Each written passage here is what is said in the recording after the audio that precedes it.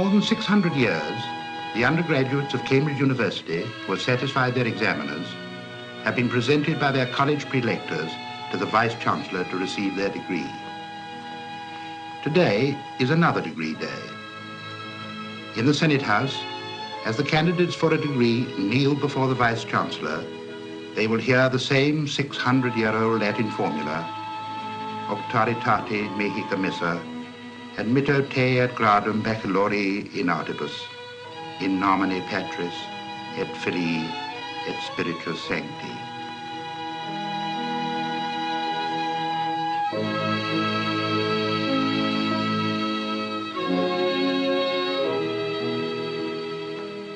These men are now graduates of the university.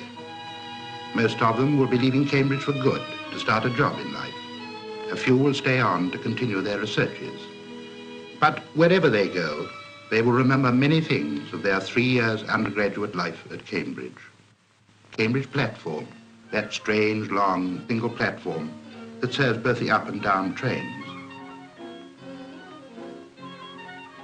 Then Cambridge town, where the buses seem so menacingly big, and the streets, even the main streets, so defiantly narrow, where the people share the streets with the buses, motor cars, horses and carts, and bicycles.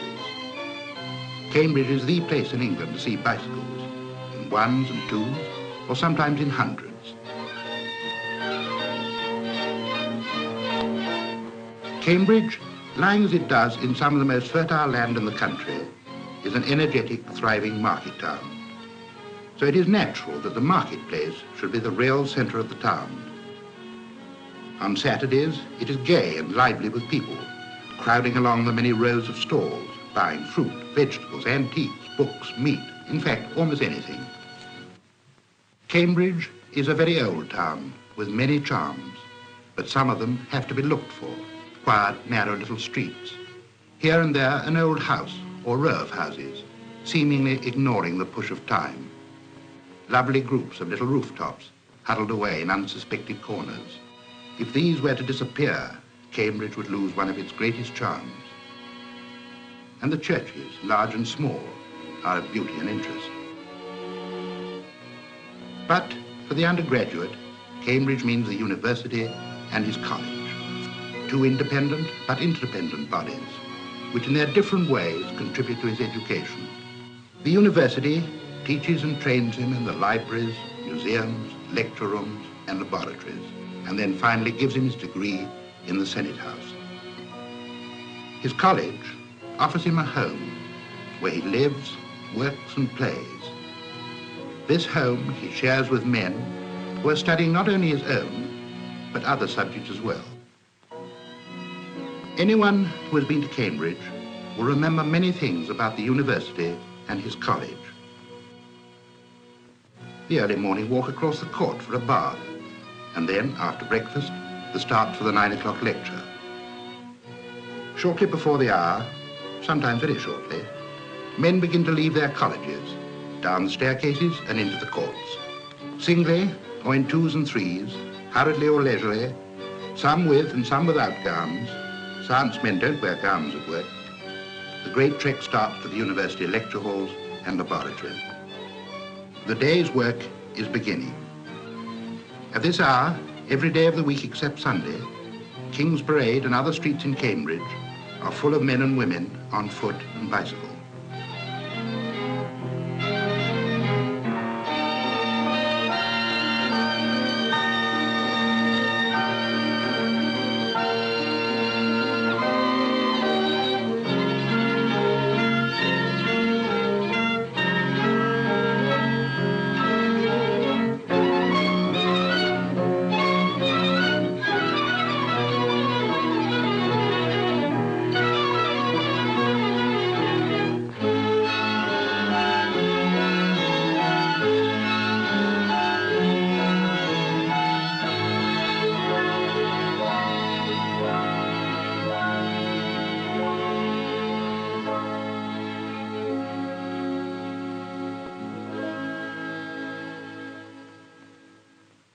You only have to look round the many lecture rooms to realize the opportunities men and women have in Cambridge of learning their subjects.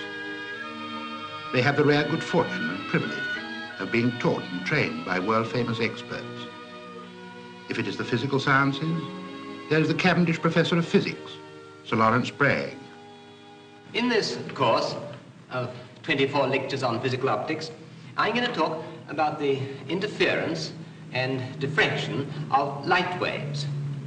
I want to deal with such things as fringe visibility and fringe formation, the diffraction of light passing through apertures or around obstacles, the analysis of spectra by gratings, the very important question of resolving power, formation of optical images, and the passage of light through doubly refracting and optically active media. The test of the success of any course is not so much what you people are able to repeat in an examination that you take at the end of the course, but what you're going to remember 10 years from now. Or there is Professor G.M. Trevelyan, the historian and master of Trinity. I now turn to the political aspect of the cabinet. We must trace its gradual evolution from a private meeting of men who were the king's servants only, as in the reign of Charles II, into a meeting of the king's servants who are also servants of the House of Commons. This change was not a part of the Revolution settlement of 1689. That settlement had not taken its final form, which we may call the Hanoverian Constitution, until the modern cabinet had been forged on the anvil of time as the iron chain binding the executive to legislative and legislative to executive. Research work goes on endlessly in Cambridge, work which immediately or ultimately affects modern-day problems. It may be investigating the habits of wireworms and the best ways of destroying them in the soil, or studying the mechanism by which an animal, such as a snake or a millipede, moves across a small weighbridge and recording the movements on a revolving drum.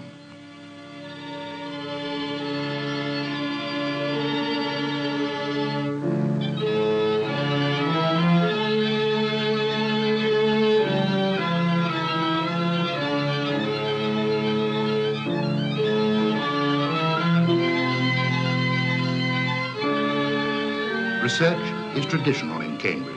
In every laboratory, there is the most modern apparatus, spectrophotometers that can determine the concentration of pigments in solution, balances that can weigh something as light as the wing of the smallest insect, the electron microscope, which has a resolving power 40 times greater than any microscope using light, or the gigantic high-voltage installation in the Cavendish laboratories that can generate 1,000,000 volts. These are some of the scientific instruments which are almost terrifying in their powers of penetration and detection.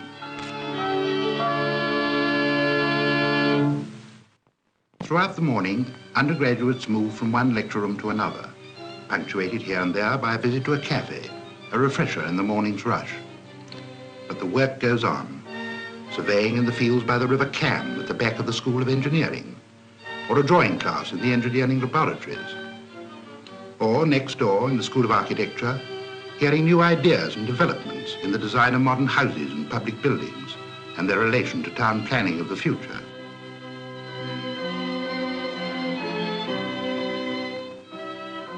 Not far away are groups of laboratories with plenty of opportunities for the student as well as the research worker. There, men with women from Newnham and Girton work side by side, learning the proper scientific approach, as well as gaining the necessary knowledge for their degrees.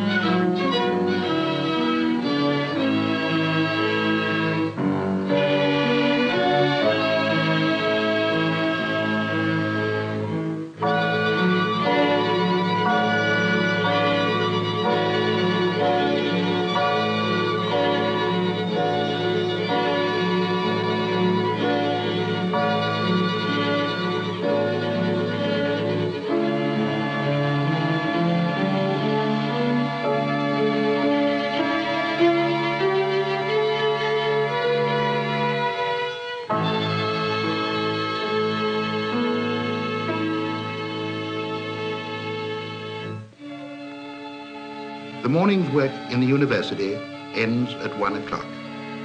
By then, the lecture rooms, the museums, and libraries are empty.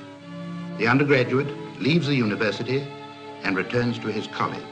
In a way, he exchanges one life for another life no less important.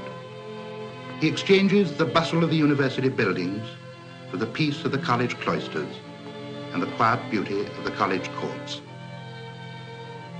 It would be impossible for a man ever to forget the stillness of the second court of St. John's, with its buildings of dull, plum-coloured bricks, or the immense great court of Trinity, where Isaac Newton and Lord Byron lived and worked. The smaller courts of the smaller colleges, too, have their own particular charm and beauty. He will remember the many famous buildings in his own and other colleges, the Pepys Library at Magdalen, the Fellows Building at Christ's, the timbered President's Lodge at Queen's, the Wren Library at Trinity, and the great lawn at King's with the Renaissance Clare, the Gothic Chapel, and the classical Gibbs Building.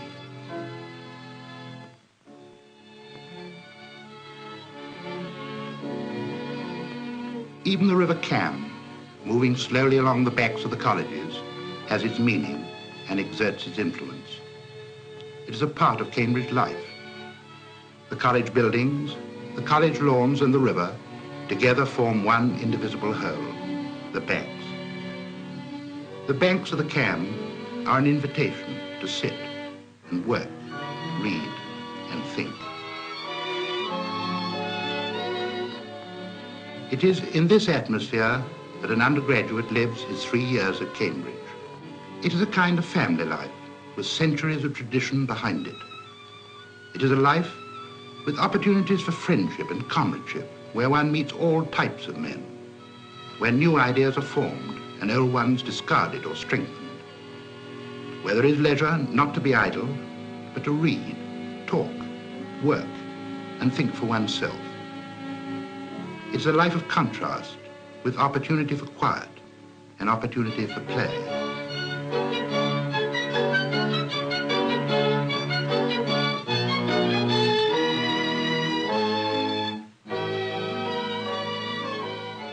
Discussion goes on endlessly in Cambridge. Cambridge life stimulates it. Everybody does it, dons and undergraduates alike. It is a common sight in summer to see two solitary figures pacing the great lawn at King's, two dons in deep discussion. There's also an easy informality between don and undergraduate when they meet by chance, as they often do, in the college courts. The war has played a big part in Cambridge life. Sir Will Spence, the master of Corpus Christi College, was appointed regional commissioner for East Anglia at the outbreak of war. Men coming to Cambridge, unless physically unfit, have to train for the Navy, Army, Air Force, and Home Guard. Every college has its own ARP services, manned by undergraduates, and they're very efficient.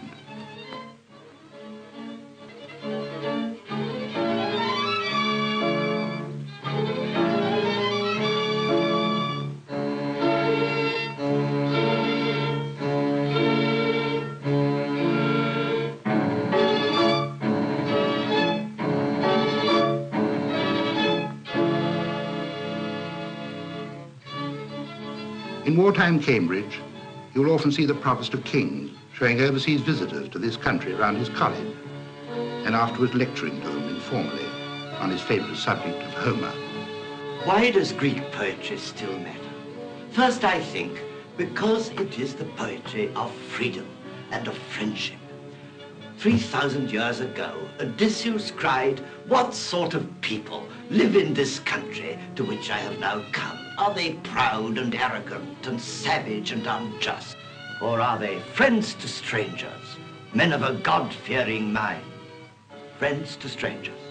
To this day, Greece has only the one word for foreigner and guest.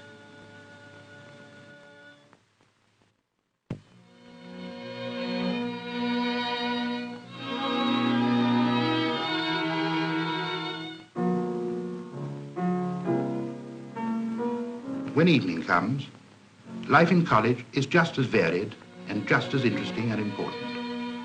It is a chance to finish some work in the quiet of one's own room before dinner in hall. Or an early evening visit to a tutor's room for a supervision, perhaps in modern languages.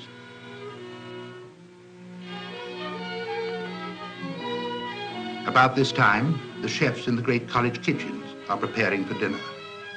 Hundreds of undergraduates, as well as the fellows of the college, will be dining in hall. Hall at night is a ceremony as well as a meal. The ritual is unvarying and strictly formal.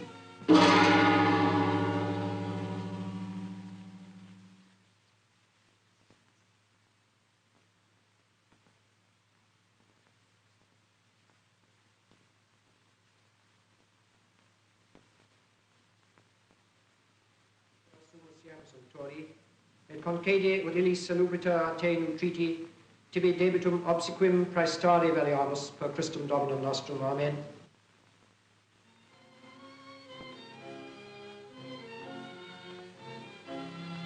After dinner, the fellows retire to the combination room for wine and coffee. Of all the combination rooms in Cambridge, the loveliest is at St. John's, a long, beautiful Elizabethan room, lit entirely by candlelight. At Christ's, there's an interesting wine book recording the bets made between fellows of the college on various topics of the day. One faded entry tells of a presentation of wine at the time of the Battle of Waterloo. June the 22nd, 1815. Mr. Gilpin presented 3 bottles of claret in the combination room in honor of the Duke of Wellington's victory over Buonaparte in person.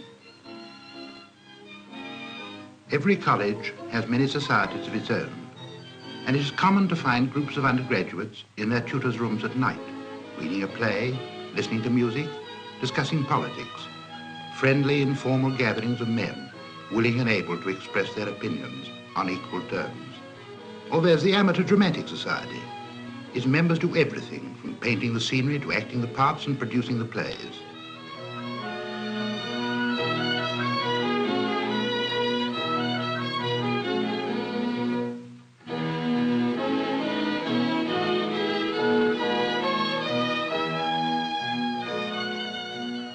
But the memories of evenings at Cambridge are mainly of college rooms. A few steps down a flight of stairs or across a corridor brings one to a friend's room for a drink and a discussion, often till the early hours of the morning, on work, sport, politics, religion, life. In fact, almost everything. Sometimes it's a quiet evening. Sometimes it isn't.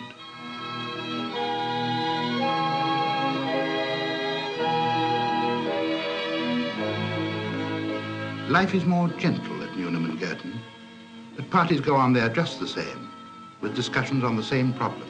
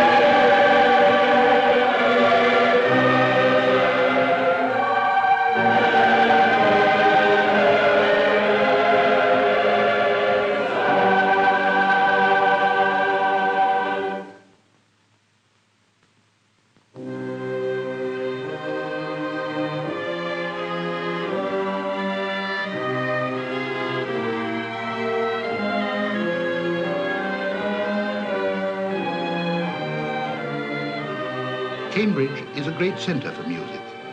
The University Musical Society, under Dr. Patrick Hadley, has a large orchestra and a choir of over 200. It has given many public performances of major works, some of them for the first time in this country.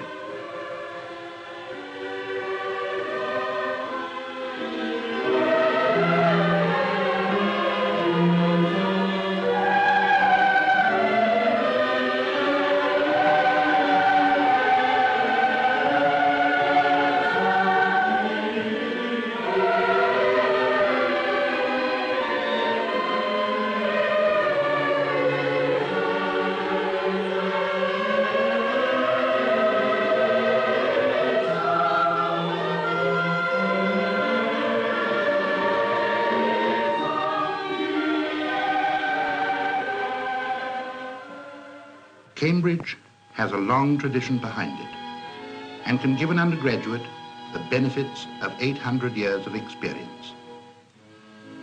The university offers him a way to knowledge. The college offers him a way of life, something which is more intangible, often contradictory, always essentially English. It is a way of life where the formal and the informal harmonize, where men work for the future, but do not forget the past. It is a way of life which has given the world many of its greatest scientists, scholars, statesmen, and poets, and which made Isaac Newton an authority on the scriptures as well as the greatest mathematician of all time. Cambridge has seen many changes during its long history and will see many more. Some of the privileges will go, but one privilege will always remain, the privilege of being up at Cambridge. For Cambridge fits a man not only for the job in life, but for the job of life.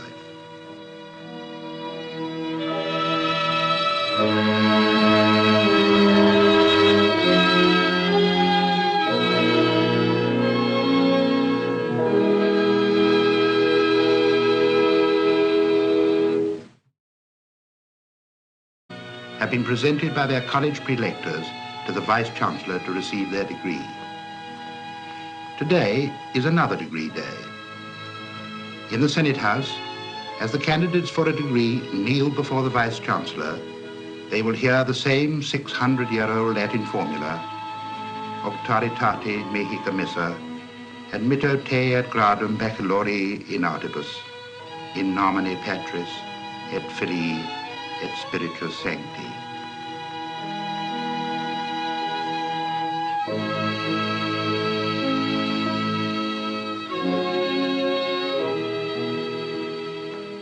These men are now graduates of the university. Most of them will be leaving Cambridge for good to start a job in life. A few will in Market Town. So it is natural that the marketplace should be the real center of the town. On Saturdays, it is gay and lively with people, crowding along the many rows of stalls, buying fruit, vegetables, antiques, books, meat, in fact, almost anything. Cambridge is a very old town with many charms, but some of them have to be looked for.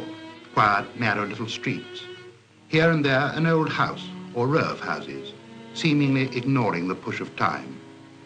Lovely groups of little rooftops huddled away in unsuspected corners. If these were to disappear, Cambridge would lose one of its greatest charms.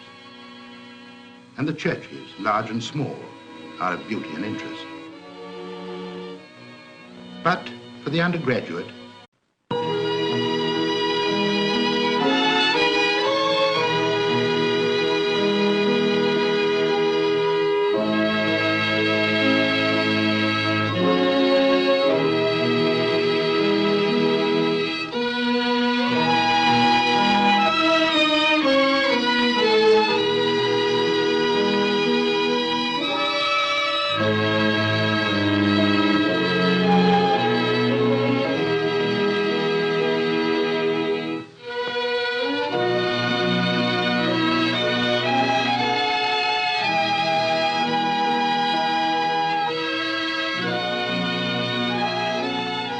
for more than 600 years, the undergraduates of Cambridge University who have satisfied their examiners.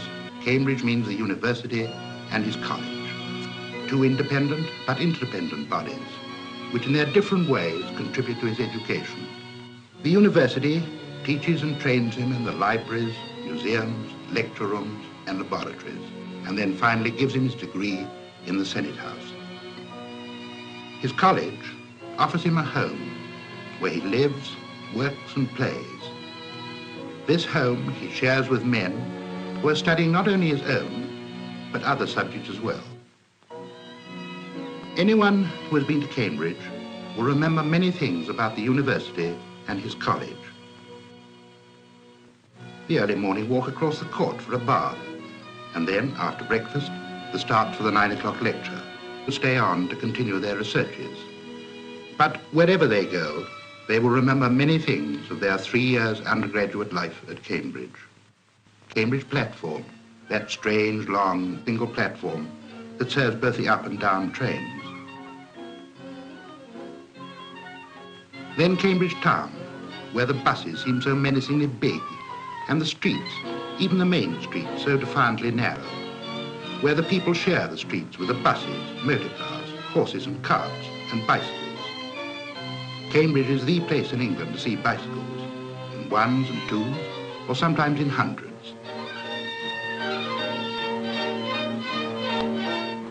Cambridge, lying as it does in some of the most fertile land in the country, is an energetic, thriving